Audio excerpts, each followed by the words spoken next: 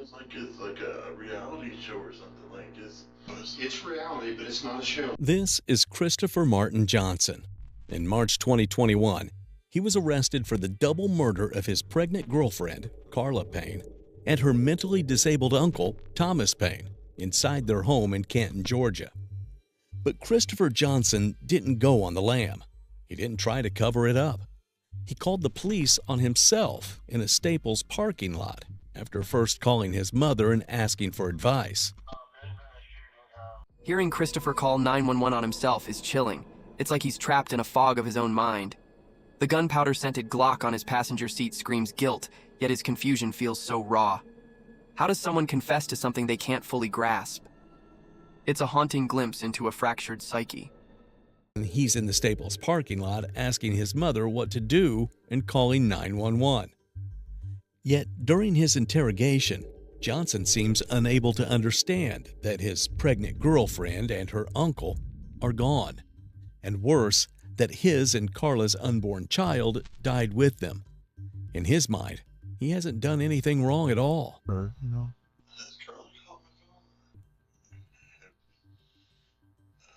Yeah, did you check Carla? Is she okay? He asked this over and over again. Then he breaks down crying, seemingly out of shame and the horror of what he's done.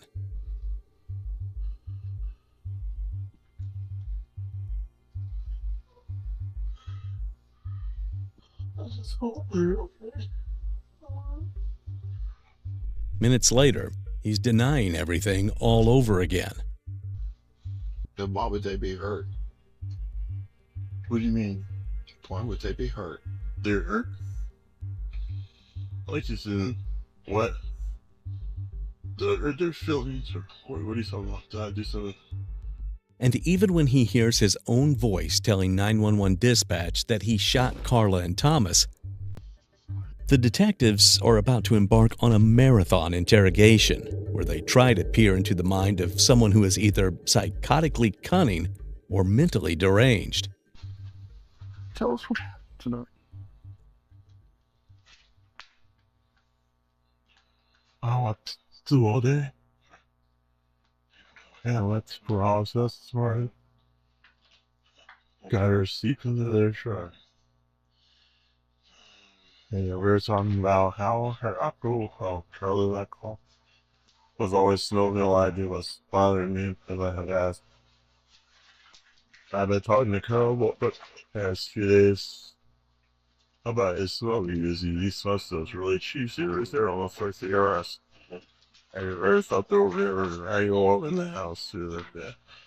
And also was that went over there, did that, come back home. There was a lot of traffic, yeah. A daily amount of traffic. But then got home, was gonna do this and eat. Carly called me on my Bluetooth. I had my earpiece. And she was in an okay mood. She just said she was in really a good mood today. I said, okay, what do you make a picky fun to eat when I get home? And she said no. Well, actually, she said yes at first. And I asked her what she wanted to eat. She was exercising about it. So I said, you we're going to eat. I can bring you something to eat. And then she go back and said she wouldn't eat what I want to eat. I said, I don't know. But then I continued the conversation about her apple smoking. And she got upset and looked about it, and so I told her, I said, I can't keep being around smoke is basically killing me, and we're having a baby, and I don't want him to be around it, because I love him, and I love you, and I don't think, that you should be smoking like a train. And she said no. She really cares that she hang up, and so I started ringing on me, so I got home. Walked in, I was just kind of quiet in the street, I say. So I walked in there, she took a shower, I was just sitting there, power up on, playing music, and, a conversation about him smoking his door because you could smell it clearly when he opened his door. And it just felt like he was smoking in your face. So I told her about it. And she just kept getting more aggressive and aggravated about it. I told her that on here. And I started to go into the conversation about, because it was a long conversation about it. And I asked her, do you not care about me? That's how I feel, because you're always giving him, special treatment. And she said, well, he's family, and blood is thicker than letters like that. The argument over Thomas's smoking feels so trivial, yet it consumed Christopher. It's heartbreaking to think this fixation spiraled into tragedy. Carla was trying to protect her uncle, but she was caught in a no-win situation. This wasn't just about cigarettes. It was about love, loyalty, and a mind unraveling under pressure. Caliber, semi-automatic? Glock 22, yes. Glock 22? So you say Carla. Christopher Johnson loved guns. He carried a Glock 22 on his right hip in a Kydex holster with a snap release, usually clipped inside his waistband. That day, when police arrested him in the Staples parking lot, the Glock wasn't on his hip. It was lying on the passenger seat, still smelling of gunpowder. Next to it was a rifle case. Inside, an AR-style weapon. In the back, police later found another handgun, a .22 caliber revolver he said he bought cheap from a pawn shop just for the range. He also had body armor, a vest he said he kept hung up in the closet by the bed. Christopher and Carla met on a dating app. He said they were together for 6 months. He was the father of her unborn son, Mason.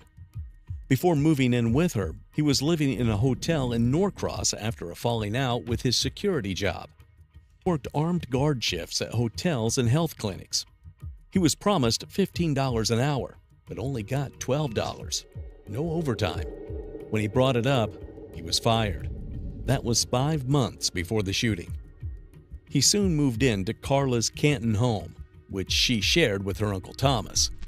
According to Christopher, the three of them mostly stayed out of each other's way. He claimed he never really talked to Thomas directly. Only one issue gnawed at Christopher: Thomas's chain smoking. Thomas smoked inside the house constantly. Christopher said it hurt his throat, burned his lungs, and made him fear for the baby's health. He brought it up again and again, to Carla, to Thomas, and eventually to detectives. They were listening, and now they were starting. How were you feeling? All the time, especially. Okay. Well, you talked to her on the phone a couple of times. Don't talk to them smoking. Well, we talked about food first, and then it was about the smoking thing. That's what hurts make my ass worse. Yeah. And then when you got home, It came back up. This movie came back up. It eventually came back up. how long were you home before the conversation came up again? Just can't worry up and say that. Let's say it, maybe 2, I don't know. Good man.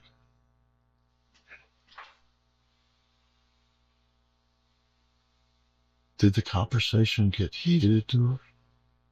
I don't know. I don't know. I just blacked out as soon as you said.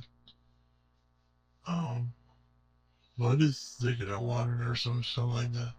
Carla said that, or She said that, she said blood was it is on my hair. I pull out his blood. right. Yeah, I understand. I don't know. It made you mad? I don't know. I didn't feel any different from when I blacked out a while ago. I'm sorry. When I blacked out when I get to the car, I guess I'd invite him Room in conjunction to your bedroom, across from the hall. right across from the hall. Does he try to spend most of his time in the bedroom, or is It it is almost always the almost always? yes. When you got into him with I don't usually talk to him directly. I just tell Through Carla. Did you talk to him directly today? No? Did you? never talk to him directly. I just don't. I don't know. I just don't want to cause a problem for sure. Was Carla awake when you left this morning? I don't. I just no. Yeah, she was at work today. Okay. Where's she work? Walmart. Yeah, which one? She works in Riverside, but they had her in what's some? I don't know. The Woodstock one. She's been to like going out there to do extra work for them. What's she do for Walmart? Like she's a manager still. I don't know. The fright come out your foot. She got pregnant. It's Thomas work. Oh yeah, it's on Social Security. Okay. Did you see Thomas before you left this morning? Yeah, no. I saw Carla for a lot, but Thomas is answer. I smell his cigarettes on this. I was going to ask you if you did see him. You don't have to. You don't have to just. You have his door closed. Start by having him draw the floor plan of the house, where the bedrooms are, where the living room and kitchen are. This tactic is being used to get him to recall information more vividly. The strategy works by engaging spatial memory and prompting the brain to reconstruct scenes through sensory and physical detail, rather than narrative memory alone. By physically drawing where the rooms are, where the bed was, where the people were positioned, the suspect is nudged into remembering more than they realize they know. It's a way of saying, don't tell us what happened, show us. Earlier, he had mentioned one of the only thing he remembers before driving to the Staples parking lot was seeing Carla asleep. So the detectives start trying to have him flesh that out, hoping to confront him with the fact that she was more than just sleeping, that she was lying in cold blood. Is that her? I think she was like right here on the bed. Was her head like on the pillow or I was across the bed?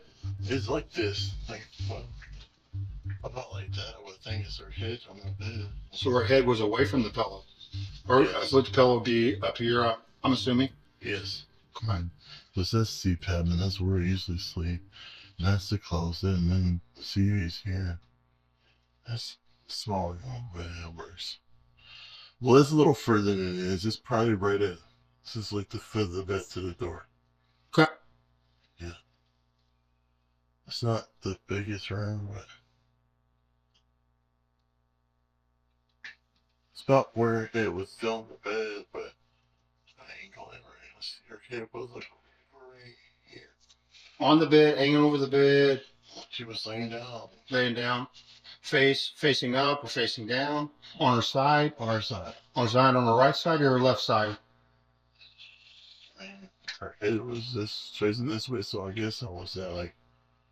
Or be on the right side. I think that's like the left. That's facing this way. You know, her head is facing towards the Towards this wall. bathroom. Yeah, I think that was the left side. Yeah.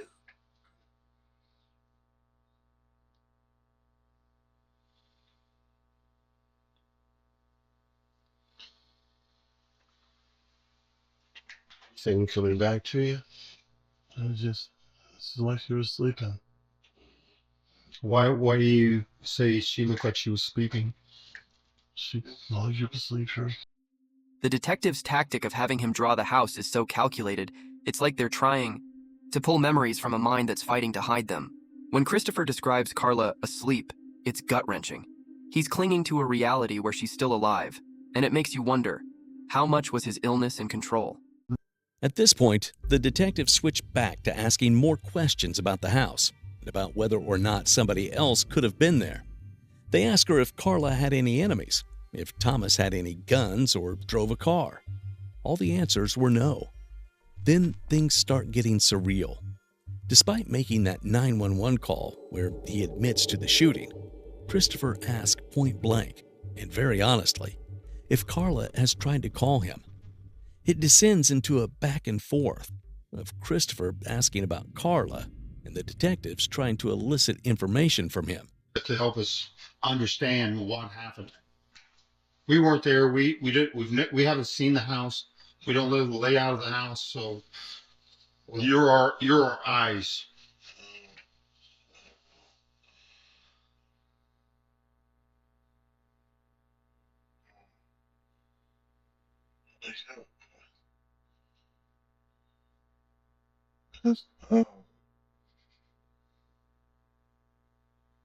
Has Charlie called my phone, or do you know? Or I know Thomas is going. Where is your phone? I was in place. Good. Did you have it? Well, obviously you had it because you. Yeah, I called 911 in the parking lot. Okay. So when you called 911, do you remember what you told 911? I think I told them that there was a shooting or something like that. Why would you mention that? I don't know. I don't even remember shooting. I just remember the gun. But if you unusual. But the reason I'm asking is, if you blacked out and you thought Carla was sleeping, why would be the first thing you tell somebody else is you believe Carla and her uncle were dead? That's a good question. Yes, yet I'm having a hard time understanding that. That's what I'm saying. I guess it just didn't seem like it was. I don't know. It was like 1 minute. It was like a purple haze, you know. Tell me about your relationship with Carla, and you may have already told Sergeant that when I was doing the GSR. Did you guys get along pretty well? Never kind of fights or that.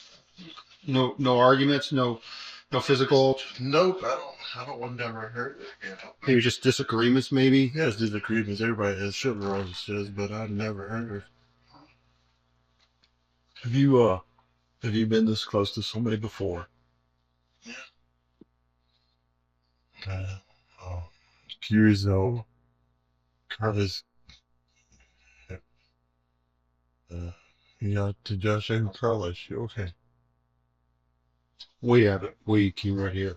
Do you know anybody who could tell me how she is? Oh, we haven't. They brought you right here, and this is where we're at. We're getting most of the information from you. So that's why you were there. So it's very important.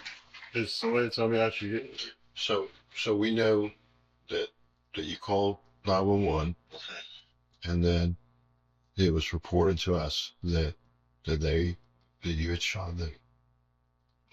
I'm here. Okay. Okay. Yeah. Okay. So how do you think that she is? I would hurt Carla, so you would hurt Carla. She should be fine. Okay. When you saw her last, what you remember is that she was like she was sleeping, but somehow you left the house to call 911. What part of high school? Yeah, we did high school. Maybe better Avenue in high school. I slowly went. How? That's what rescue. I was a kid. Everybody didn't want to talk to me. That sounds bad enough for me. And I've always been sweet and honest person. Everybody's always taking advantage of us, living our life. Real strictly, yeah. Actual person.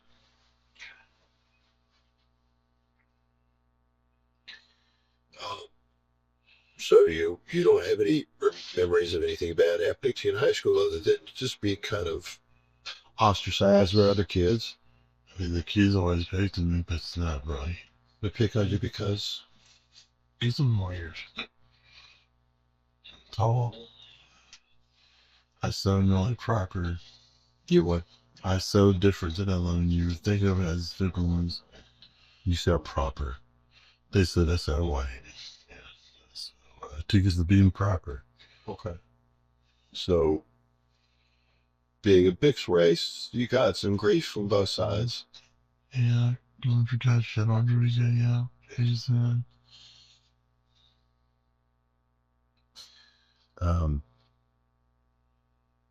When you say you were picked on, was were you ever picked on physical? No, not today. So I stopped talking to you. That's it. Nothing to do with my life. Like, I would rather see like freshman Friday was not like that. What did you start seeing Dr. Hash before? Oh, depression. Still something. Depression, they say I'm schizophrenia. So we just hear voices and stuff too. Hear your voices. Besides myself, say, Are there voices that you hear that tell you to do things? not that I would ever do. What kind of not that you would ever do, but do they tell you to do things? I got suggestion, I guess the thing running me down, listen. It's more like a voice like a automatic, things like you know, keep talking or anything. Okay. So it's something inside, not something you hear. Yeah, I don't think you would hear it, there's everybody else would hear it. Does it Gotta be. Does it sound like your own voice, or does it sound like another voice? I think it was not like my voice. How can they hear me? Well, I mean, you've experienced it, so Yeah, well, you know. so similar in my voice that you can't understand. Okay. And sometimes it tells you to do things that you wouldn't do. What kind of things does it tell you to do? I mean, it could be anything, positive things. Go help this person out, go do like that. I mean, just mostly positive things, you know. But it's different from just the thought. Yeah. Yeah. It's more like, yeah. Hey, that person over there needs help, bro. I was the person, you know, or I know the person I always been tell people. And where do you think they come from? I would think God. I mean, I would think, I don't know. You said a minute ago that sometimes they tell you to do things that you wouldn't do. Yeah, like, if you're outside, I mean, no, so if you're at Walmart and you might see somebody out there with the, you know, picture for right, yeah. Most people usually pass them by, just go help them. It just seems like this would be the right thing to do, plus, you know, that makes it almost like a better voice, like type of thing. Well, I can be like, I can have $20, you know, in 2 days, and I know that I don't need like $10. No, it's just like, it's homeless, and just give it out there. Somebody in need. So you said some things you wouldn't do, and you said that you would never hurt Carla, that you would never hurt Thomas. But would somebody else do it? I don't know, Would the voice tell you to hurt it? no. So the voice is never together because you're a nice person. Yeah. I don't know what makes you a nice person nowadays. Everything could be different. I'm not you already know who person is. So it's unlike you to want to do something or to do something that hurts somebody else.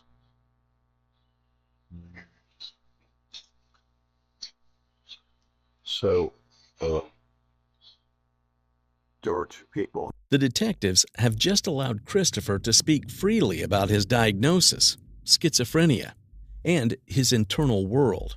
They've used a technique known as psychological mirroring, inviting him to explore his own mind without challenge, which builds trust and keeps his defenses down. It's not about the truth yet. It's about letting Christopher feel like he's being understood. But now, that phase is over. What comes next is a sharp shift into reality confrontation. They've given him space to explain how the voices work, where they come from, what they do and don't tell him to do. They've collected his internal logic, and now they're going to test it by presenting him with an objective, inescapable fact. 2 people are dead. Learning about Christopher's schizophrenia diagnosis hits hard. Those voices he describes, positive yet intrusive, show a man wrestling with his own mind. The detective's patience mirrors our struggle to understand. Was this a crime of intent or a breakdown? It's a stark reminder of how mental illness can blur the line between right and wrong. They force Christopher's fragmented narrative into contact with something concrete. That are deceased.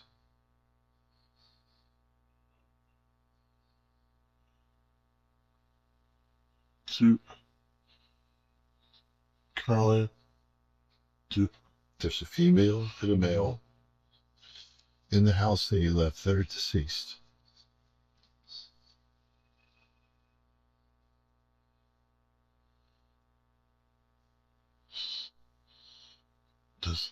does that from this is not a joke. Is it a joke? It's Chris, I mean, just completely honest with you, this is what I know. what happened? This is not like a joke, is it? Chris, Tough. That's not fucking. I would never. A seizure. That means they're dead. They're dead. There's a dead woman and a dead man in the house that you just left. This was like us in those servants.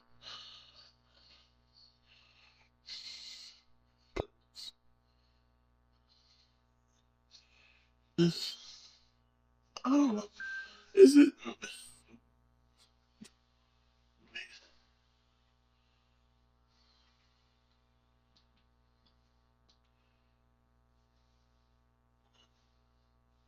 This Louis says at all.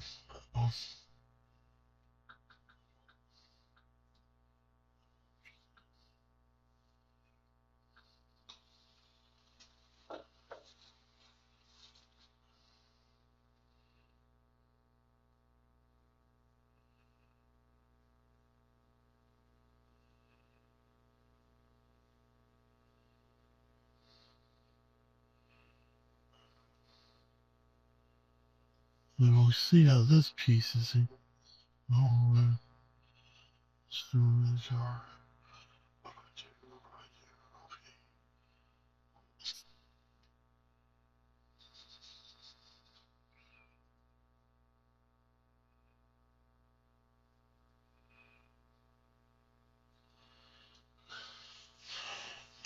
I don't understand.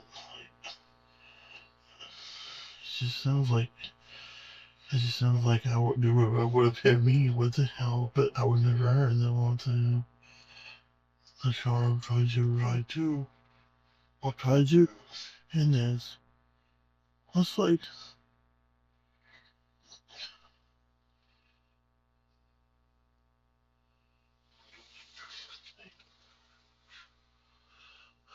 I don't know. I don't know. I see what I saw.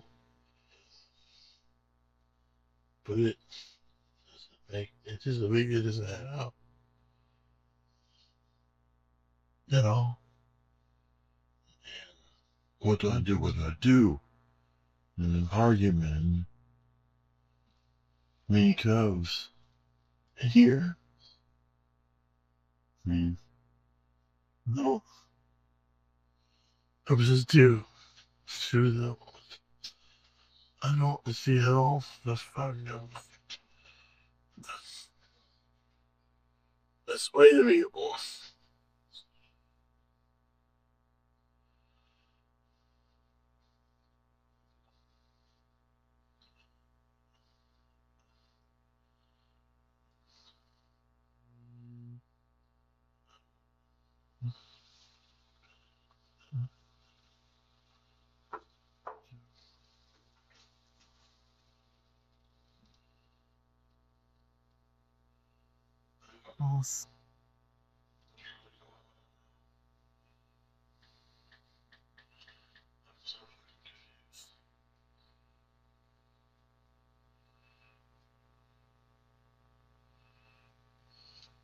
So lost. I don't know this. Cool. Feel cool. I put up in there, obviously, but I'm telling you guys before I do what I do. What the fuck? And shit is that? Basically just telling you what it done. What the? What it? Where you were watching this? Why I'd be calling the police and saying, what do I do? What do I do? And then you said they were deceived. I mean, what the hell? I don't know. This is the 911 call. And now comes the final act, where they play him the 911 call and force him to confront his own voice, saying that he shot Carla and Thomas.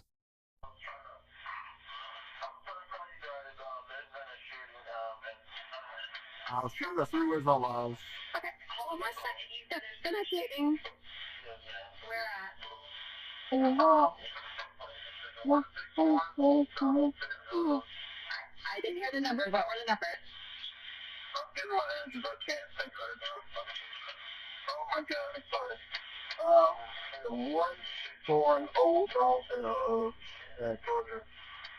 Howdy. Okay, so what's this on Old Arlington Road, and you've been followed? My girls are in the house. Okay, are they still there?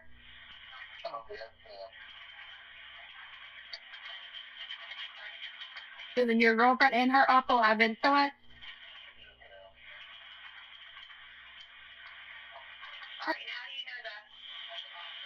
Oh.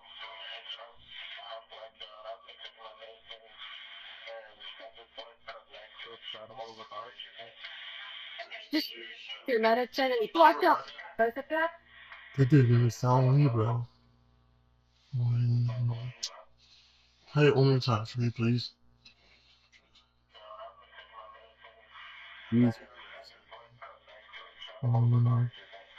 I shot him. Christopher is confronted with the reality of what he's done, but it seems like he still doesn't comprehend it.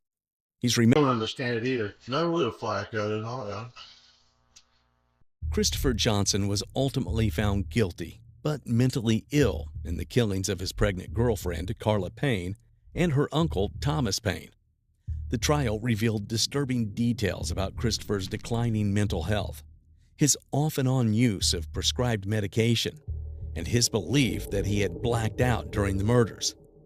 Despite his claims of memory loss and disorientation, the court weighed his actions, purchasing firearms, possessing body armor, and calling 911 to confess, as evidence of awareness and intent.